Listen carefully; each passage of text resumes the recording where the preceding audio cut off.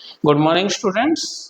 हम लोग insight class से आप लोगों की सॉल्यूशन की यूनिट करवाने जा रहे हैं, ठीक है ना, जिसमें हम लोग वेरी फर्स्ट से हम लोग जो है इसको स्टार्ट कर रहे हैं। जरा अच्छे से ध्यान देके करिएगा। सबसे पहले हमारे पास टॉपिक है इसमें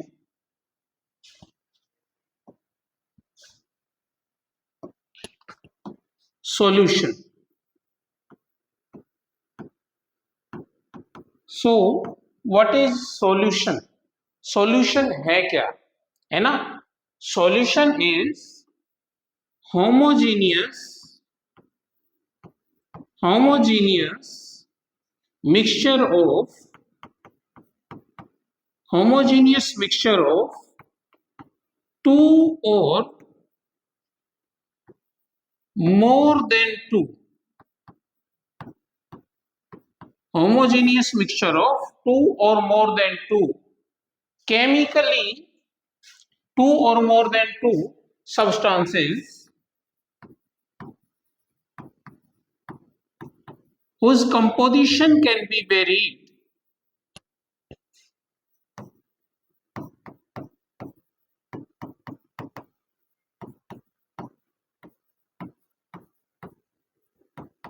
within certain limits.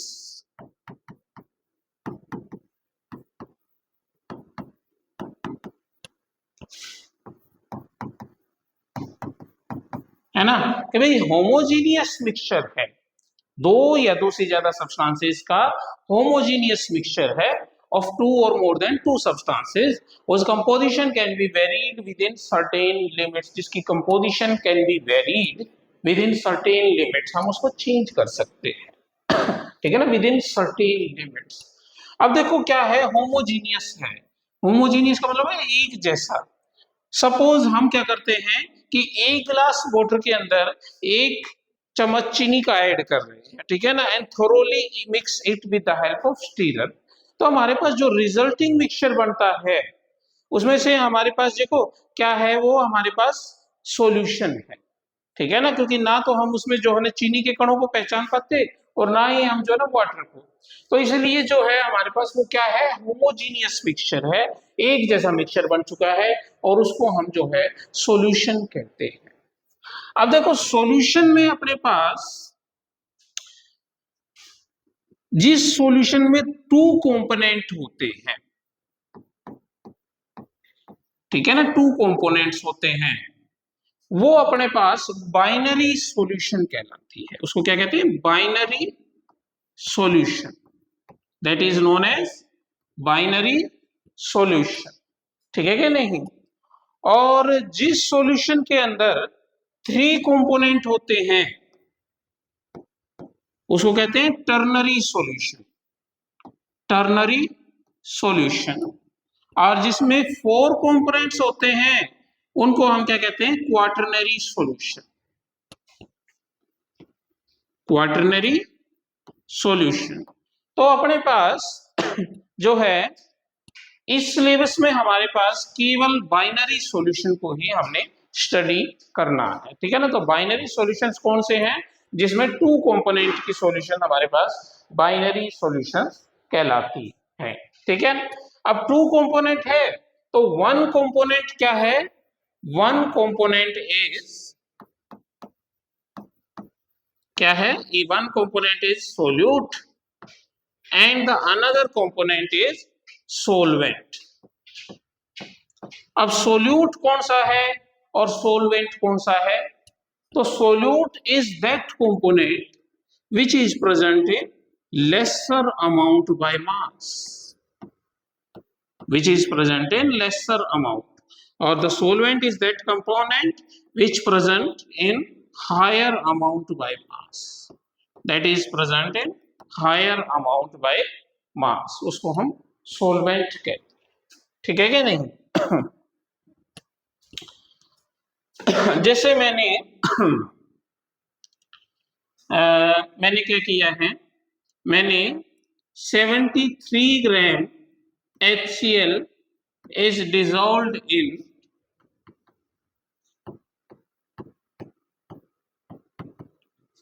250 ml water, ठीक है ना। तो हमारे पास क्या है, ये हमारे पास सोलवेंट है और ये सोल्यूट, समझे कि नहीं। अब हमारे पास इसमें कुछ जर्नल टर्म्स को जानना जरूरी है। सबसे पहले मोलेरिटी क्या होती है। मोलेरिटी, मोलेरिटी को हम कैपिटल एम से रिप्रेजेंट करते हैं, कैपिटल एम से रिप्रेजेंट करते हैं। और मोलेरिटी होती है number of moles of solute, number of moles of solute dissolved per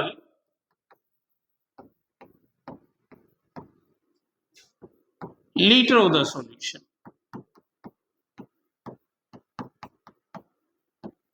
litre of the solution. भाई 1 लीटर सॉल्यूशन बनाने के लिए हमने इसमें कितने नंबर ऑफ मोल सोल्यूट के ऐड किए हैं, वो अपनी मोलेरिटी कहलाती है। मोलेरिटी क्या है, the number of moles of solute dissolved per litre of the solution.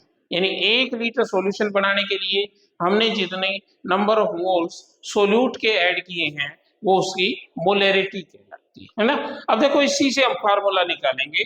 मोलेरिटी को कैपिटल एम से रिप्रेजेंट करते हैं और मैंने बताया नंबर ऑफ मोल्स ऑफ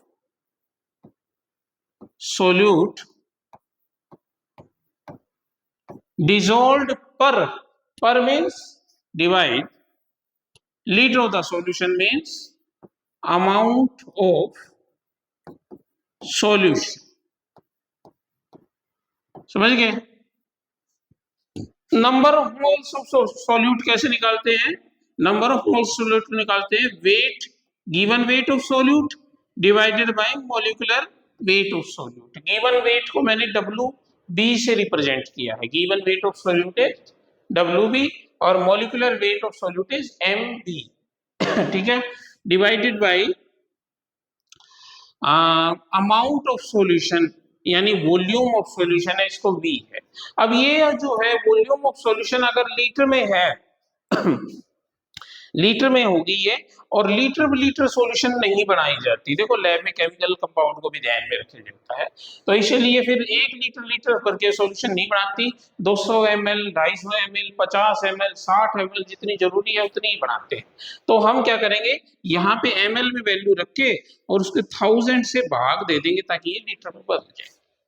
तो अपने पास मोलेरिटी क्या हो जाएगी, molarity is equal to weight of solute divided by molecular mass of solute भाग में वॉल्यूम ऑफ सॉल्यूशन डिवाइडेड में 1000। अब इस डिवाइड के निशान को मल्टीप्लाई में देते हैं, कन्वर्ट करते हैं, तो ये हमारे पास क्या बदल जाएगा, N2 में 1000 ऊपर आ जाएगा और वॉल्यूम नीचे आ जाएगा और हमारे पास ये बदल जाएगा।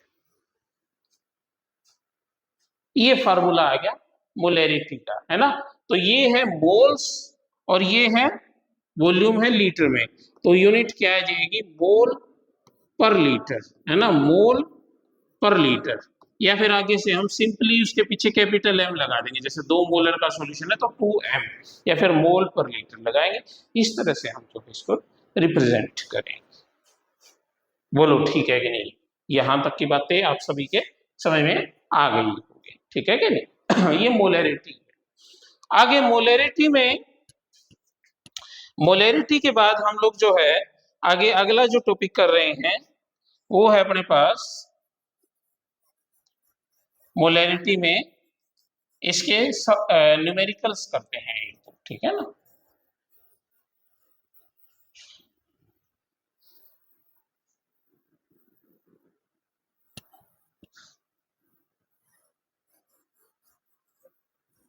देखो मोलेरिटी के न्यूमेरिकल्स करते हैं, ठीक है। लिखें, क्वेश्चन लिखें, calculate the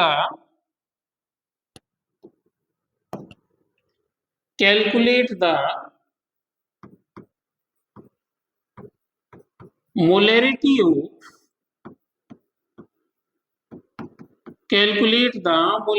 of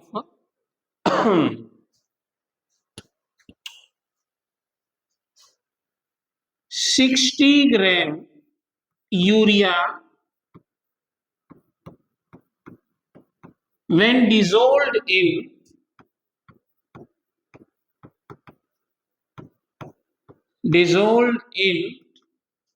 250 ml water, है ना। इसकी मोलैरिटी निकालनी है। सिंपल एग्जांपल से स्टार्ट कर रहे हैं कि calculate the molarity of 60 gram urea when dissolved in 250 ml water. ठीक है, तो हमारे पास ये है। अब देखो वेट ऑफ सोल्यूट कितना है, 60 ग्राम, है ना। और मोलिकुलर मास कितना है, NH2CO NH2 कहता है 14 प्लस 2 प्लस कार्बन का कितना है 12, ऑक्सीजन का 16, नाइट्रोजन का 14 और ये 2। ये कितने हो गए हमारे पास, 14 14 28, है ना। और 2 2 4 हो गए, और ये 12 प्लस 16 ये 28 हो गए, है ना। और ये हो गए हमारे पास 28 और 28 56 और 4 60, यानी मोलिकुलर मास आ गया अपने पास 60। आ गया कि नहीं आ गया, है ना। वेट ऑफ सोल्यूट आ गया और मोलिकुलर मास ऑफ सोल्यूट आ गया। डिसॉल्व्ड इन 250 ml वाटर, मतलब क्या है कि हमारे पास वॉल्यूम ऑफ सॉल्यूशन, है ना। वॉल्यूम ऑफ सॉल्यूशन वो कितना गिवन है हमें, वो हमें गिवन है वो हमें गिवन है वॉल्यूम 250 ml, है ना। तो हमारे पास सिंपल फॉर्मूले में पुट कर देंगे, molarity is equal to weight of solute molecular mass of solute, ठीक है, इनटू में 1000 और वॉल्यूम ऑफ सॉल्यूशन है 250 ml। तो हमारे पास ये 60 से 60 कट गया, ये 250 चौक हमारे पास 1000 आता है। तो मोलैरिटी जो है वो आ गई 4 मोल पर लीटर, है ना। इस तरह से हम जो है ये कर सकते हैं, है ना। एक सिंपल से एग्जाम्पल के थ्रू मैंने आप लोगों को समझाने की कोशिश की, ठीक है कि नहीं। अब देखो एक और सवाल लिखें, calculate the molarity of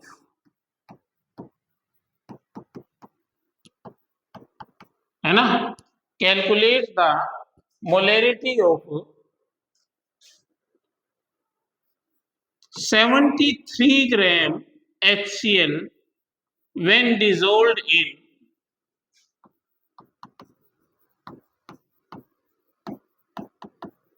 500 ml water, है ना। क्या होगा, क्या मोलैरिटी होगी इसकी, है ना।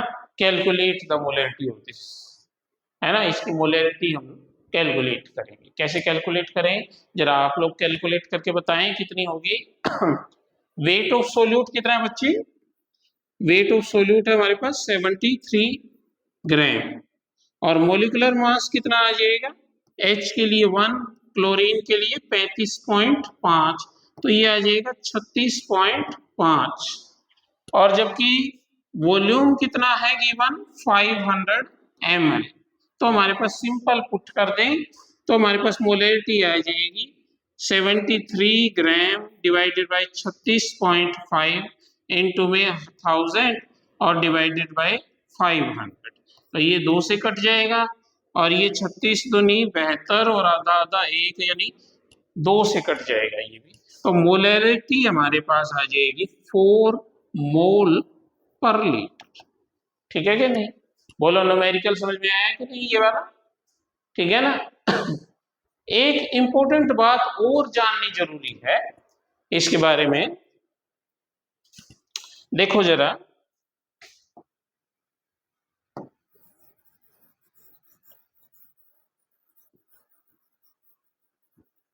देखें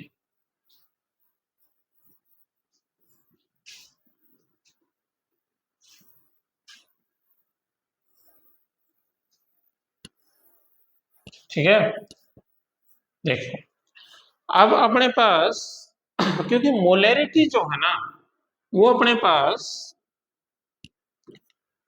मोलैरिटी है अपने पास weight of solute divided by molecular mass of solute into में 1000 अपॉन में वॉल्यूम। हमें पता है कि वॉल्यूम जो है volume is inversely proportional to temperature. मतलब अगर टेम्परेचर अगर इंक्रीज होता है तो वॉल्यूम डिक्रीज होगी, है ना। Suppose a container having some liquid and whenever the temperature is increased then the kinetic energy of the molecules will increase and as a result they will leave the liquid state and comes into vapor state, ठीक है ना। और इससे क्या होता है, इसका volume कम होता है, तो मतलब टेम्परेचर बढ़ाने से वॉल्यूम कम होगा, वॉल्यूम पर फर्क पड़ेगा, वॉल्यूम कम होगा तो वॉल्यूम इनवर्सली प्रोपोर्शनल है, मोलैरिटी के मोलैरिटी भी चेंज हो जाएगी। तो हमारे पास ओवरऑल क्या आया, मोलैरिटी इज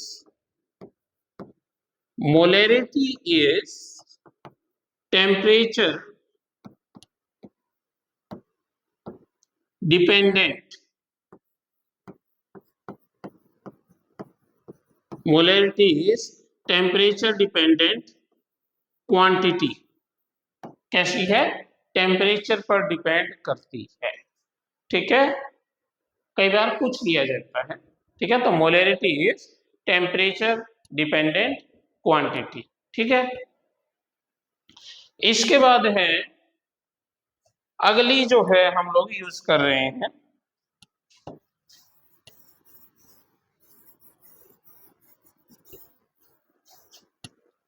और अगली अपने पास टर्म है मोलैलिटी। मोलैलिटी इसको स्मॉल एम से रिप्रेजेंट, ठीक है। मोलैलिटी क्या होती है, number of moles of solute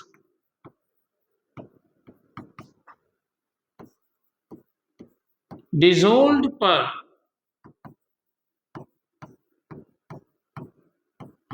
1000 gram of the solvent।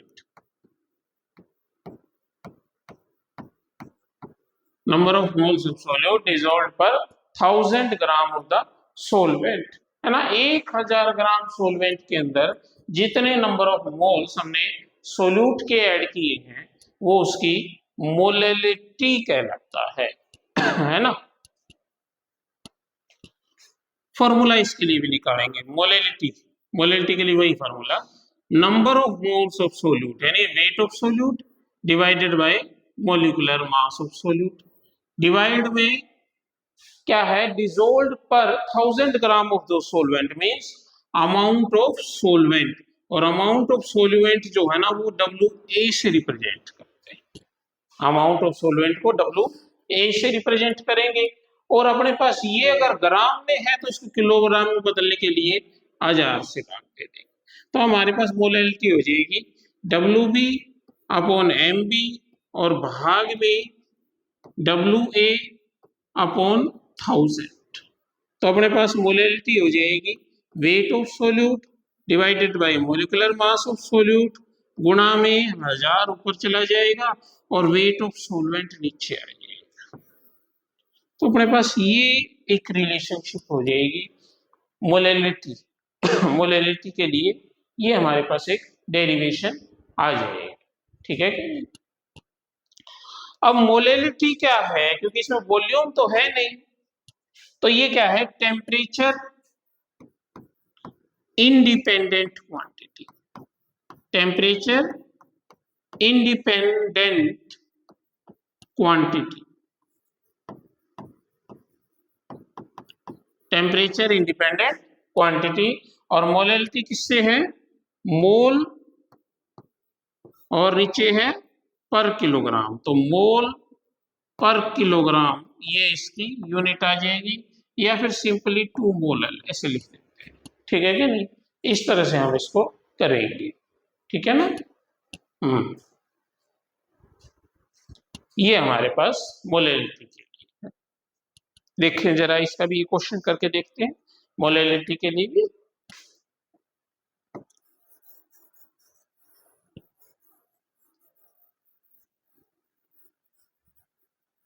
देखो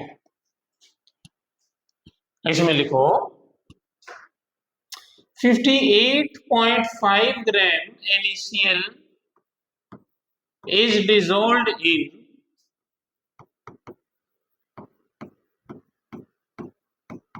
200 ग्राम बेंजीन। कैलकुलेट मोलैलिटी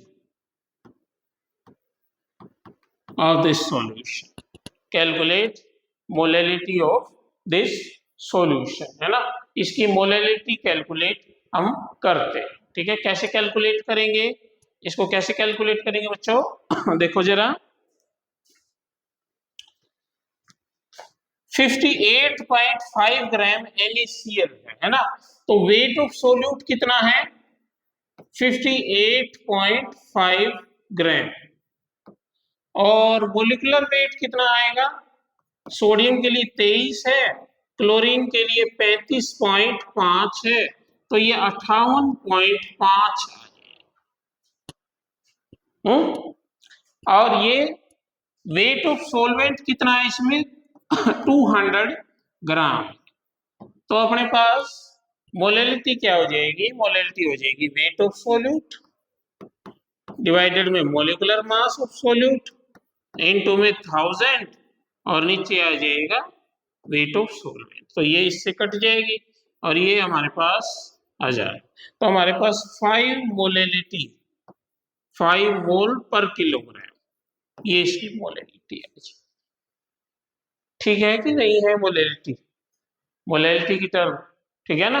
और ये कैसी है, टेम्परेचर इंडिपेंडेंट क्वांटिटी है, ठीक है ना। एक और टर्म मैं आप लोगों को करवा देता हूं, एक और टर्म मैं आप लोगों को करवा देता हूं, that is mole fraction.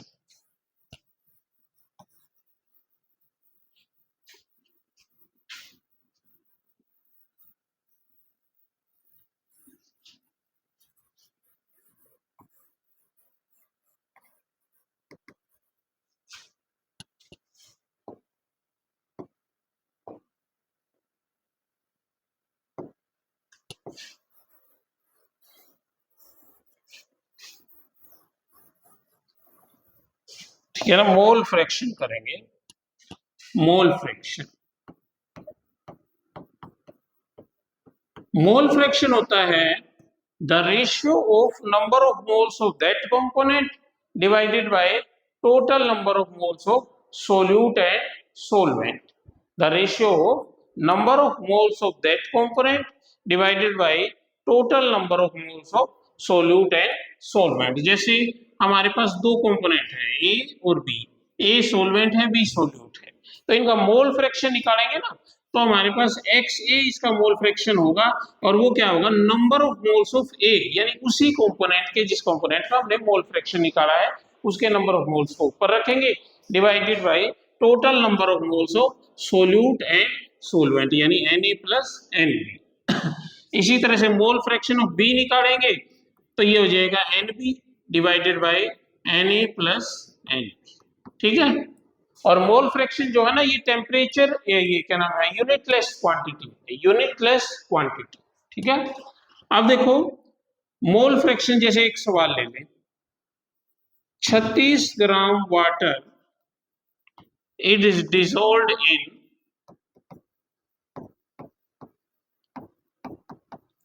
78 gram benzene, calculate mole fraction, ठीक है ना। कैसे निकालेंगे, 36 ग्राम वाटर है, यानी हमारे पास सबसे पहले नंबर ऑफ मोल्स वाटर के निकालेंगे, तो हमारे पास इसका गिवन वेट है 36, और वैसे वाटर का कितना हो जाता है 18 मोलिकुलर वेट, है ना। नंबर ऑफ मोल्स तो ऐसे ही निकालते हैं गिवन वेट बटे मोलिकुलर वेट, तो हमारे पास 18 दूना 36 आ गया। और इसके नंबर ऑफ मोल्स बेंजीन के निकालने लगे, तो हमारे पास 78 ग्राम इसका गिवन वेट है और मोलिकुलर वेट 12 6 72 और 6 78 ही आ गया। तो यानी हमारे पास 1 मोल हो गया इसका, ठीक है। तो हमारे पास इसका मोल फ्रैक्शन अगर हम वाटर का निकालने लग जाएंगे तो हमारे पास इसके नंबर ऑफ मोल्स 2 है और टोटल नंबर ऑफ मोल्स दोनों के 2 + 1 यानी 2/3 है। और इसको हम करेंगे तो 3 छिका 18 0.66 आएगा। जबकि इसका बेंजीन का अगर हम निकालने लग जाए तो ये अपने पास आ जाएगा 1/1 + 2 यानी 3, 1/3 यानी 0.33 आएगा। कोई यूनिट नहीं आएगी, यूनिटलेस क्वांटिटी है। क्या है? एक यूनिटलेस क्वांटिटी है, ठीक है ना। Mole fraction is a unitless quantity. देखो जरा तुम्हारे समझ में आई कि नहीं चीज, ठीक है कि नहीं?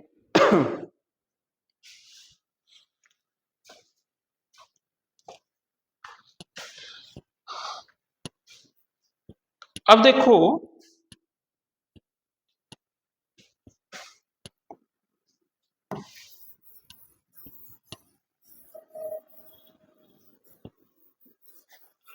जो अपने पास ये मोल फ्रैक्शन है ना, जैसे अपने पास XA सोलवेंट का है, XB सोल्यूट का है, तो इन दोनों को अगर जोड़े तो अपने पास ये आएगा XA की वैल्यू आ गई Na/Na + Nb और इसी तरह से XB की आएगी Nb/Na + Nb, ठीक है कि नहीं। तो हमारे पास इनके एलसीएम लेंगे तो ये आ जाएगा Na + Nb, ये आ जाएगा, ठीक है ना। और इसको अगर हम कैलकुलेट करें तो Na + Nb ये आपस में कट जाएंगे कि नहीं। तो हमारे पास ये आ जाएगा, ये इससे कट जाएगा और हमारे पास एक आ जाएगा, एक इससे गुणा खाएगा तो ये Na आ जाएगा।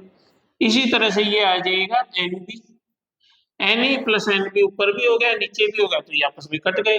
तो हमारे पास XA + XB की जो वैल्यू आई है वो 1 आई है, यानी कि मोल फ्रैक्शन आपका सोल्यूट और सोलवेंट का जो मोल फ्रैक्शन का जोड़ होगा, मतलब कंपोनेंट्स के मोल फ्रैक्शन का जो जोड़ आएगा वो उनका जोड़ जो है वो 1 से ऊपर नहीं जाएगा, है ना।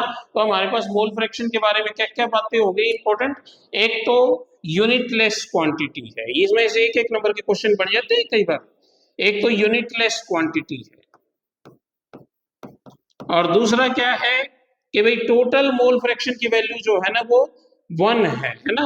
टोटल वैल्यू 1 है सॉल्यूशन के लिए, है ना। टोटल वैल्यू 1 है, एक से ऊपर नहीं जाएगी।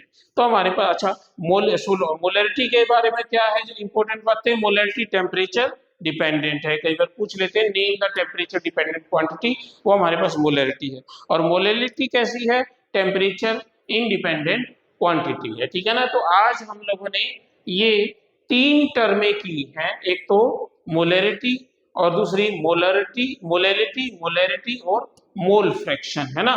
तो इसमें हम लोगों ने ये देखा कि भाई जो है हम लोगों ने इनके फार्मूले डिराइव करे हैं और फार्मूलों के आधार पर एक आधे क्वेश्चन करके देखे हैं। इनको एक बार आप ट्राई करिएगा। नेक्स्ट वीडियो में हम इसके आगे का हम लोग कंटिन्यू करेंगे। तो हमने आज किया है सॉल्यूशन, मोलैरिटी और मोल फ्रैक्शन, ये किए हैं, ठीक है कि नहीं।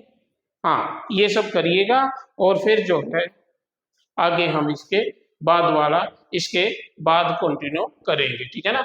एक जो है मैं क्वेश्चन आपको घर के लिए भी दे देता हूं, जरा लिखिए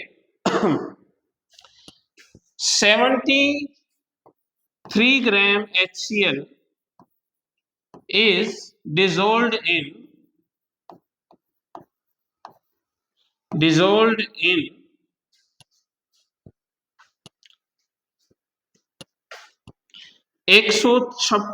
156 gram benzene. Calculate mole fraction of both, means HCl का भी मोल फ्रैक्शन निकालना है और बेंजीन का भी मोल फ्रैक्शन आप लोगों ने कैलकुलेट करना है, ठीक है ना। इसके बाद जो है धीरे धीरे अगर हम करेंगे तो इसका डिफिकल्टी लेवल और ज्यादा हम बढ़ाते रहेंगे। आज हमने एक सिंपल सा जो है हमने ओवरव्यू किया है इनका, ठीक है कि नहीं। आई होप जो है स्टूडेंट्स आप लोगों को ये सब चीजें समझ में आई होंगी। ठीक है क्या नहीं? तो ये चीजें हैं जो आज हम लोगों ने की हैं। ठीक है क्या नहीं?